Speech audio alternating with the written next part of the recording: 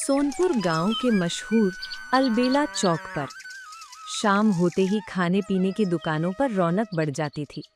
यहाँ एक छोटा सा ठेला था, विजय अंडा करी चावल वाला।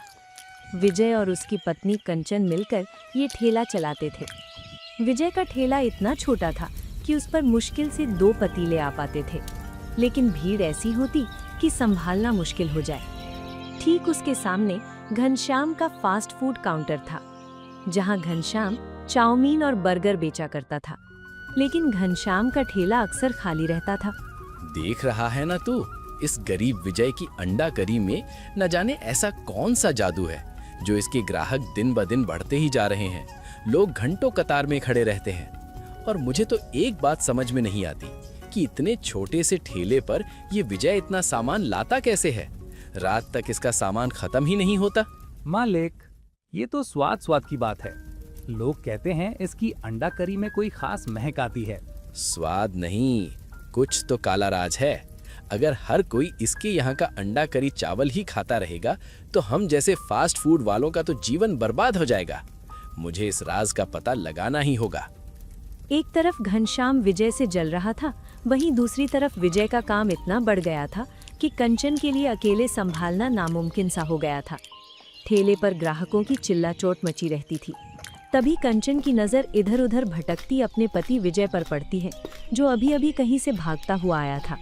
तभी कंचन अपने पति से कहती है, अरे जी, इस ठेले को मैं अकेली कैसे संभालूं? दुकान पर इतनी भीड़ है, आप कहाँ चले गए थे?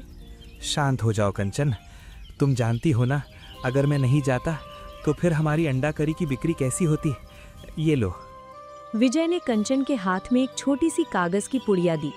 कंचन ने उसे बड़े ही गोपनीय तरीके से खोला और चुपके से अंडा करी के मसालों में मिला दिया।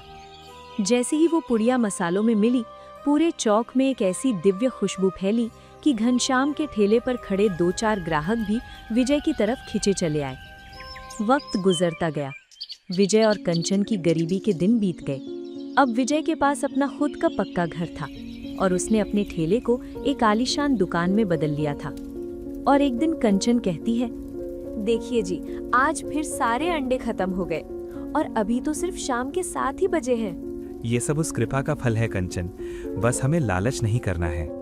पूरे शहर में अब विजय की अंडा करी चावल के चर्चे थे। घनश्याम ये सब देखकर अंदर ही अंदर जलकर राख हो रहा था। एक दिन घनश्याम ने ठान लिया कि वो विजय का पीछा करेगा, और एक दिन उसने देखा कि विजय कंचन के कान में कुछ कहता है और दबे पांव दुकान के पीछे वाले रास्ते से निकल जाता है। आज तो मैं तेरा राज जान कर ही रहूंगा विजय। देखूं तो सही, तो ये मसाला लाता कहाँ से है। घनश्याम अपनी दुकान छोड़कर विजय के पीछे लग गया। विजय शहर की सीमा पार कर घने जंगल के रास्ते से होता हुआ एक ऊंची पहाड़ी की तरफ बढ़ रहा था। रास्ता पथरीला और डरावना था, लेकिन विजय बिना डरे बढ़ता जा रहा था।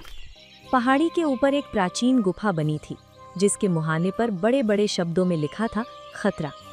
घनश्याम ये देखकर डर गया, लेकिन उसके अंदर के लालच ने उसे पीछे नहीं हटने दिया। उसने देखा कि विजय उस अंधेरी गुफा के अंदर चला गया। ये देखकर घनश्याम बोलता है, खतरा? यहाँ अंदर क्या खतरा हो सकता है? क्या विजय किसी भूत प्रेत से मसाला लेता है? कुछ देर बाद विजय गुफा से बाहर निकला। उसके हाथ में वही छोटी सी कागज की पुड़िया थी। विजय के चेहरे पर एक अजीब सा संतोष था। वो पुड़िया लेकर वापस गांव की तरफ लौट गया। विजय के जाने के बाद घनश्याम बाहर निकला और गुफा की ओर देखने लगा।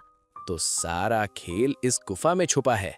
कंचन और विजय की अंडा करी का स्वाद यहाँ से आता है। तभी तो लोग गोलगप्पे, स्प्रिंग रोल या मोमोज की तरफ देखते तक नहीं, केवल उसके हाथ की अंडा करी चावल के पीछे पड़े रहते हैं। कुछ देर उस गुफा को बाहर से देखने के बाद घनश्याम खुद से कहता है, कल मैं भी इस गुफा में जाऊंगा। अगर विजय अमीर बन सकता है तो मैं क्यों नहीं। मैं इन दोनों को पीछे छोड़ दूंगा। इस गांव में केवल मेरी दुकान सबसे बड़ी होगी। अगले दिन दोपहर में जब सूरज सर पर था, घनश्याम उसी गुफा के पास जा पहुंचा। अंदर घना अंधेरा था और अजीब सी सीलन भरी महक थी। घनश्याम जैसे जैसे अंदर बढ़ा, उसे वहां एक पुरानी पत्थर की सिलबट्टा के सिवा और कुछ नहीं दिखा। बस एक सिलबट्टा? यहाँ तो कोई इंसान नहीं है, कोई फैक्ट्री नहीं है, तो फिर विजय को पुड़िया कौन देता है? क्या मैं रास्ता भटक गया? अचानक पूरी गुफा एक डरावनी हंसी से गूंज उठी। घनश्याम के पैर कांपने लगे। गुफा की दीवारों से एक गूंजती हुई आवाज आई। क्या हुआ घनश्याम, जो तुम ढूंढ रहे थे वो नहीं मिला? कौन है? सामने आओ, हिम्मत है तो सामने आओ। मैं ही हूँ वो जिसे तुम मामूली पत्थर समझ रहे हो। विजय की अंडा करी कोई आम खाना नहीं, बल्कि जादुई अंडा करी है। मेरे अंदर जो भी मसाला पिसता है वो खाने में बरकत और अटूट स्वाद भर देता है। अच्छा, तो वो विजय यहीं आता है। हे जादुई सिलबट्टे, मुझे भी अमीर बना दो। मुझे बताओ, मुझे क्या करना होगा? जैसा विजय करता है वैसा ही तू कर। अपने सारे मसाले मेरे ऊपर रख और पीस ले। जो पाउडर निकलेगा उसे अपने खाने में मिला देना। फिर देख तेरी दुकान पर कैसे भीड़ उमड़ती है। अच्छा, तो ऐसी बात है। मैं अभी जाता हूँ और अपने सारे सीक्रेट मसाले लेकर आता हूँ। अब मैं विजय से भी बड़ा अमीर बनूंगा। घनश्याम बिना सोचे समझे वहां से भागा। उसके दिमाग में सिर्फ नोटों की गड्डियां घूम रही थी। घनश्याम अपने घर से हल्दी, मिर्च, धनिया और गरम मसालों का सारा स्टॉक लेकर गुफा में पहुंचा। उसने सिलबट्टे में मसाला डाला और उसे पीसने लगा। चमत्कारिक रूप से पिसने के बाद मसाला खुद ब खुद एक पुड़िया में बंद होकर घनश्याम के सामने आ गया। वाह, ये तो बहुत आसान है। अब देखता हूँ विजय कैसे टिकता है मेरे सामने। आज मैं सबसे बेहतरीन बर्गर और स्प्रिंग रोल बनाऊंगा। घनश्याम ने दुकान पर पहुंचते ही वो जादुई मसाला अपने बर्गर और स्प्रिंग रोल में मिला दिया। खुशबू तो वैसी ही उठी जैसी विजय के यहाँ से आती थी। लोग खुशबू के पीछे घनश्याम की दुकान पर खिंचे चले आए। तभी एक ग्राहक बोला, अरे, आज तो घनश्याम भाई के यहाँ से भी वैसी ही महक आ रही है जैसी विजय के यहाँ से आती है। चलो आज यहीं कुछ खाकर देखते हैं। देखा, सब स्वाद का चक्कर है। अब देखो कैसे लूटता हूँ इन सबको। ग्राहकों ने जैसे ही घनश्याम की बनाई हुई चीजें चखी, उनके चेहरे बिगड़ गए। तभी एक ग्राहक बोला, थू, ये क्या बनाया है? इसमें से तो बिल्कुल अजीब सा स्वाद आ रहा है। नमक मिर्च का तो कोई ठिकाना ही नहीं। पूरे मुंह का स्वाद खराब कर दिया। इससे अच्छा तो विजय के ठेले से ही अंडा करी खा लेनी चाहिए थी। अरे घनश्याम, पैसे भी पूरे 100 रुपए लेते हो और खिलाते ये कूड़ा कचरा हो। इससे अच्छा तो हम घर पर उबले चावल खा लें।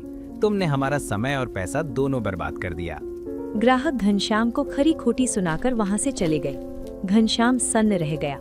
उसने खुद अपना बर्गर चख कर देखा तो उसका चेहरा भी उन ग्राहकों की तरह बिगड़ गया। छी, इतना गंदा स्वाद, ये कैसे हो सकता है?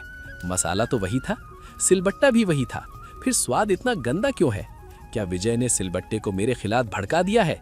ये सोचकर घनश्याम गुस्से से तिलमिला उठा। उसे लगा कि विजय ने उसके साथ कोई चाल चली है।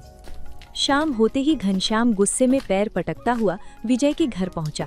विजय उस समय गरीबों को खाना खिला रहा था। तभी घनश्याम कहता है, ओ विजय के बच्चे, बाहर निकल। तूने मेरे साथ ये ठीक नहीं किया। मैं जानता हूँ तू उस जादुई सिलबट्टे से मसाला पीस कर लाता है ना। तूने उसे ऐसा क्या सिखाया था कि वो मुझे गंदा मसाला दे? घनश्याम भाई, आप ये क्या कह रहे हैं? आप उस गुफा तक कैसे पहुंच गए? हाँ, मैं सब जान गया हूँ। तेरी वजह से मेरे बचे कुचे ग्राहक भी भाग गए।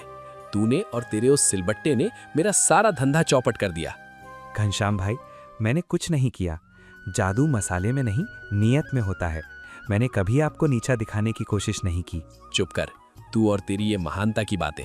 मैं अभी उस सिलबट्टा के पास जाता हूँ और उससे हिसाब मांगता हूँ। ऐसा कहकर घनश्याम दोबारा जंगल की ओर भागा। वो उस पत्थर के सिलबट्टे को तोड़ देना चाहता था। जैसे ही घनश्याम गुफा में पहुंचा तो सिलबट्टा उसे देखकर जोर जोर से हंसने लगा। आ गए घनश्याम। क्यों, ग्राहकों ने बड़ा भला बुरा सुनाया ना? तुमने मुझे धोखा दिया। तुमने विजय को तो अमृत दिया और मुझे जहर। क्यों?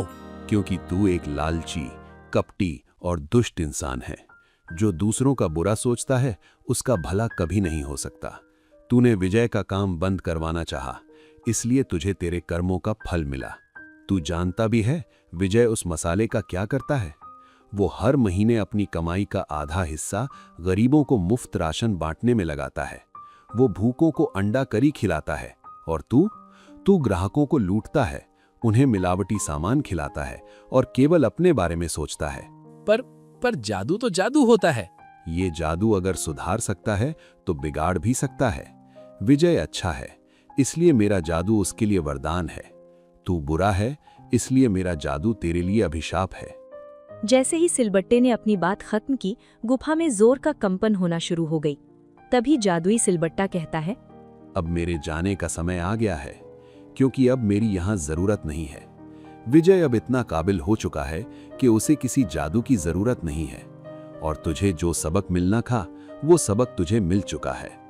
इतना कहकर देखते ही देखते वो सिलबट्टा उस गुफा से गायब हो गया और गुफा का रास्ता हमेशा के लिए बंद हो गया। घनश्याम हाथ मलता रह गया।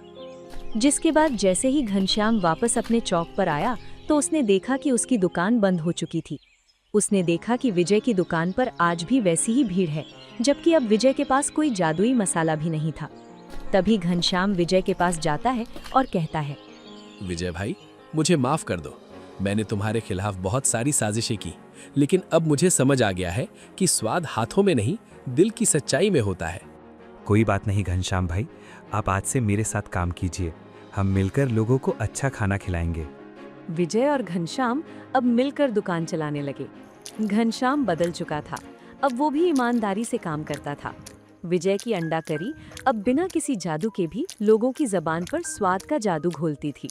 अलबेला चौक पर अब सिर्फ स्वाद की चर्चा होती थी, नफरत की नहीं। विजय की तरक्की होती गई और उसने शहर में कई अनाथालय खुलवाए। कंचन, देखा, असली जादू तो लोगों की दुआओं में है। तो दोस्तों, आप लोगों को ये कहानी कैसी लगी?